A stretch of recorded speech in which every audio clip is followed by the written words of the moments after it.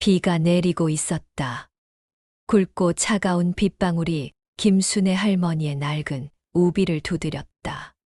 리어카 바퀴는 웅덩이를 밟을 때마다 푹푹 잠겼고 젖어 무거워진 신발은 한 걸음마다 숨을 앓았다. 그날 아무도 몰랐다. 평범해 보이는 노인의 진짜 정체를. 그리고 그 노인이 세상에 던질 하나의 질문을. 동사무소 현관 앞. 경비 정기처리 비닐 우산을 털며 다가왔다. 어르신, 폐지 수거는 오후에요. 업무 시간엔 민원 안 받아요. 리어카는 밖에 두셔야 합니다. 말끝에는 짜증 대신 습관 같은 무시가 묻어 있었다. 순애는 우비를 여미고 고개를 숙였다. 민원 보러 왔어요. 손녀 장학금이 갑자기 끊겨서 이유를 알고 싶습니다. 민원실 안은 히터 바람으로만 따뜻했다. 사람들의 눈길은 냉랭했다. 순애가 조심스레 서류를 내밀자 창구 직원 윤소영의 코끝이 실룩였다. 글씨가 뭉개졌네요. 접수 불가해요. 글자는 보입니다. 제가 확인했어요. 규정은 규정입니다. 그리고 이런 상태로 들고 오시면 곤란하죠. 말끝에 이뤄낸 비에 젖은 서류만이 아니라 순애의 전부가 들어 있었다.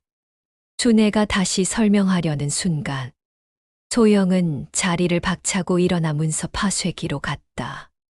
짧은 침묵 뒤 기계음이 민원실 공기를 갈랐다.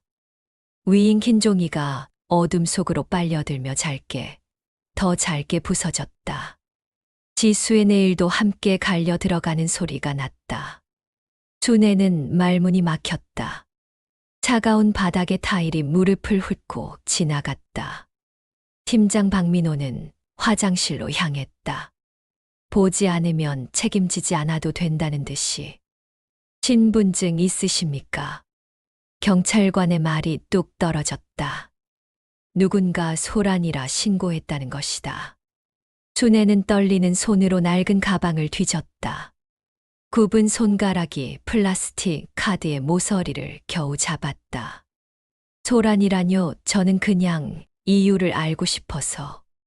말은 작았고 간절함은 컸다. 그 간절함이 닿기엔 민원실의 공기는 너무 얇았다. 순애는 끝내 바닥에 주저앉았다. 비의 얼음기가 무릎에서 심장으로 번졌다. 3시간 전 순애는 전화를 받았다. 할머니, 장학금이 끊겨버렸대요. 손녀 이지수의 목소리는 떨렸다.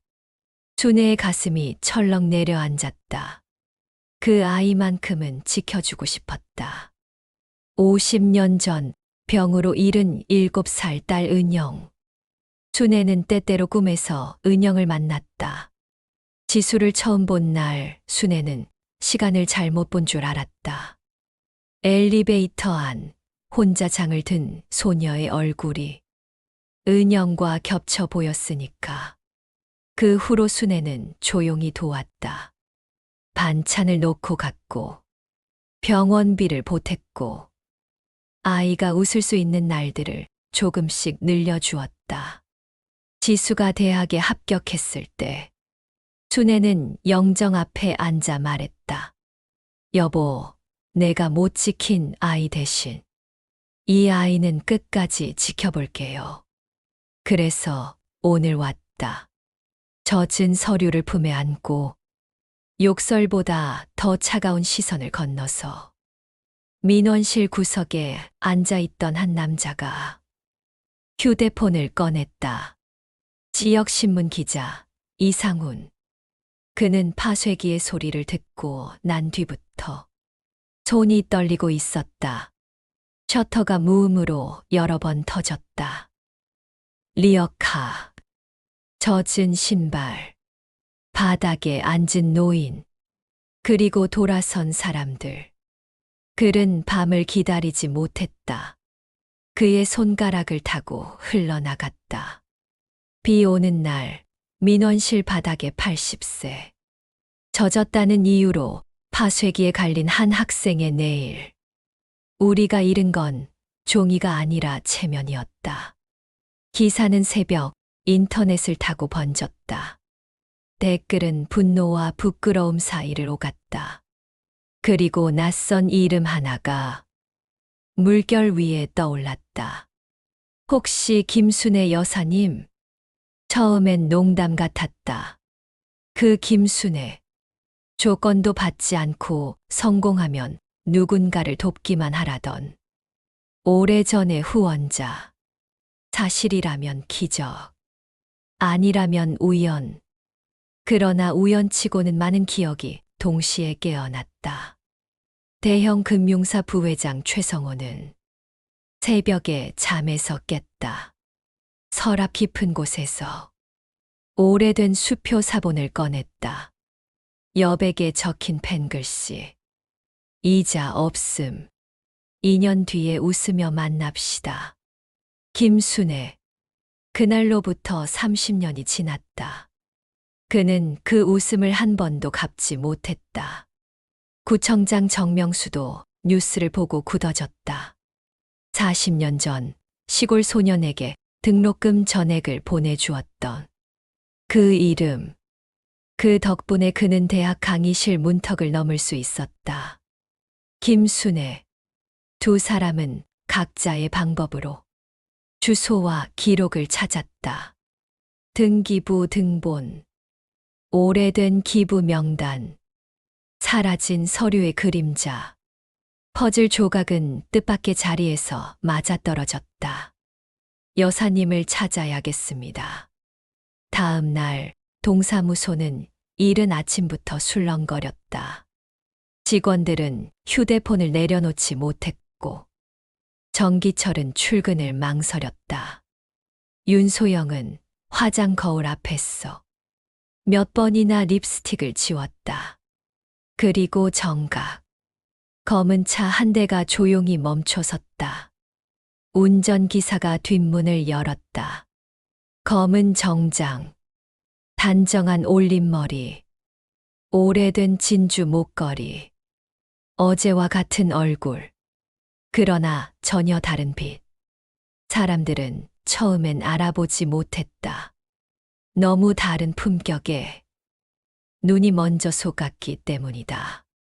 그러나 한 시민이 외쳤다. 저분이 어제 그 할머니세요. 숨이 거칠게 모였다. 카메라들이 동시에 고개를 들었다. 대회의실. 모든 시선이 한 곳으로 쏠렸다.